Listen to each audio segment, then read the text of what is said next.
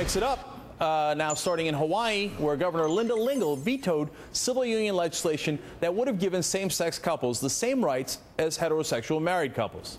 According to her aides, 60% of the 34,000 letters, emails, and phone calls about the bill urged the governor to veto it. Lingle says voters should decide the fate of civil unions, but waited until the very last day of the legislative session to make her decision. Now, here to mix it up is our panel, Democratic strategist David Goodfriend and editorial page editor for the Washington Examiner, Mark Tapscott. Welcome, guys. Welcome. Thank you, Cenk. Mark, I want to start with you. If you're a gay American, you'd be crazy to vote for a Republican, right? I mean, they're never going to give you your rights. And when did we quit beating our wife, Cenk? Was that the question? I'm sorry.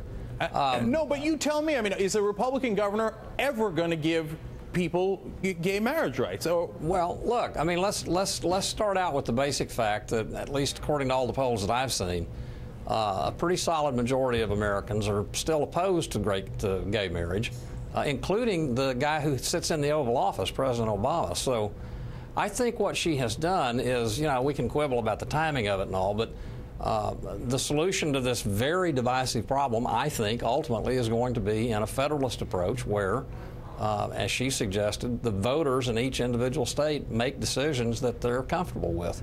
But you agree with me, right, Mark? I mean, if you vote for a Republican governor, you're not going to get gay marriage rights. It's a near guarantee. That's kind of a hypothetical. Show me a Democratic governor that has resisted the majority vote of people in his state. Cenk, can I jump in here? Sure, absolutely. Go for it, Dave. It's interesting that my conservative colleague here says that this is about gay marriage. Actually, what happened in Hawaii was there was a bill regarding civil unions, and the governor said, hey, if it looks like a duck, it walks like a duck, it must be a duck. This is pretty much the same thing. And the polling actually reflects something very, very different. The Pew Trust has done some polling on this very issue and shown that a majority of Americans actually supports civil unions, like what was proposed by the Hawaiian legislature, and is more evenly split on the issue of gay marriage. So in this instance, once again, in my opinion, the Republicans have been a little bit tone deaf culturally as to where the country stands. And if, as I hope and predict they will, the Democrats actually retain majorities in the House and the Senate this midterm, it's going to be precisely because the Republicans have become so very tone deaf on these cultural issues at a time when actually their message could be much more receptive to a wider audience nationally. And I knew the polls weren't on her side when she said, oh, we kind of added up the phone calls and the emails, and we came out with 60% that were against it. But we got to move on to the next topic. There's an uproar in the Middle East after a top diplomat from the United Arab Emirates said he would support an attack on Iran to stop that country from developing a nuclear weapon. Do you want the United States to stop the Iranian nuclear program by force? Absolutely. Absolutely. I think we are at risk of an Iranian nuclear program far more than you are at risk. The comment, widely seen as a public statement of what Arab leaders have been telling the U.S. leaders privately. However, the UAE is furiously backpedaling, now saying it does not favor the use of force against Iran. Mark, again, I want to start with you. Look, I don't like the Iranian government, I'll be honest with you. I think they stole the election. They're fundamentalist Muslims. I don't agree with their ideology. But why do we get to have nuclear energy, and Israel gets to have nuclear energy, but Iran is not allowed? Well, nuclear energy is not the issue unless you're going to frame the issue in terms of the way the Iranians want to frame it, which is that, hey, we're just doing this so we can have, nuclear energy. Everybody in the world knows that's not what they're doing. They're doing it to develop a nuclear bomb. And I suspect that this statement from the UAE reflects, I don't suspect it, I'm virtually certain, that it reflects a very widespread but heretofore unspoken prayer among most of the Muslim majority nations that Israel, we haven't even talked about the U.S. yet, but that Israel will do what needs to be done, whatever that may be, in order to prevent Iran from getting a bomb that could be used against Saudi Arabia just as easily as it could be used against Israel. Mark, I got to do a follow-up there. I hear you, and I'm sure that is their concern, and it's a legitimate concern.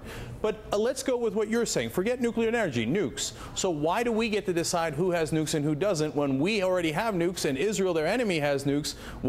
How can we say to Iran, well, you don't get to have them? Well, it's not just the United States saying that. It's the United Nations. In multiple resolutions that have been approved over the previous years. There's also this thing known as a nuclear test ban treaty that, I think most of the nations in the world. Is Israel in compliance? I don't know. And frankly, I'm not really all that concerned about it because I don't fear that Israel is going to attack the United States with a nuclear weapon. I do fear that with Iran.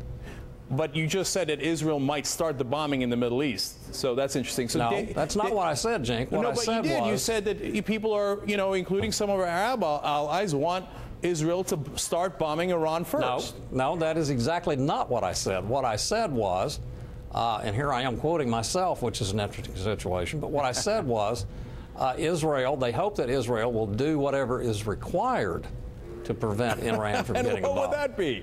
Well, I don't think bombing is the only alternative. I hope not. All right, David, let me ask you the last question on this. Look, we could have a nuclear arms race if Iran gets a nuke here. So obviously it's a very important issue. Is the UAE right? Should Israel take some action in preventing that?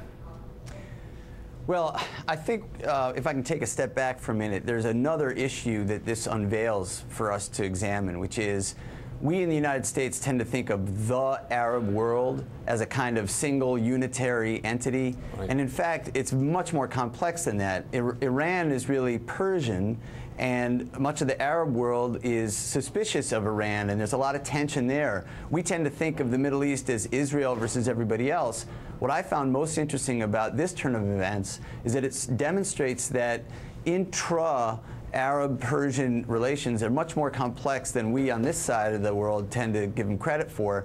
That, I think, speaks to the louder message, which is we actually need a peace process that works in that region of the world where someone is taking the initiative to make things happen. I think we should talk a little bit about the fact that Prime Minister Netanyahu was here in the United States, here in Washington, meeting with the president, and that if that indicates some forward motion to a Middle East peace process that the Arab world can get behind, that does more to promote safety and peace in the Middle East than just about anything else we can talk about. Well, it makes Iran a little bit that much more isolated from the mainstream in the Arab world. Right. I think that's important. Well, I hope we would all agree that we would rather have an initiative towards peace than an initiative towards war. I'm not sure we all do agree on that, but David and Mark, thank you both for mixing it up with us today. We really appreciate it. My pleasure. Thank you. Still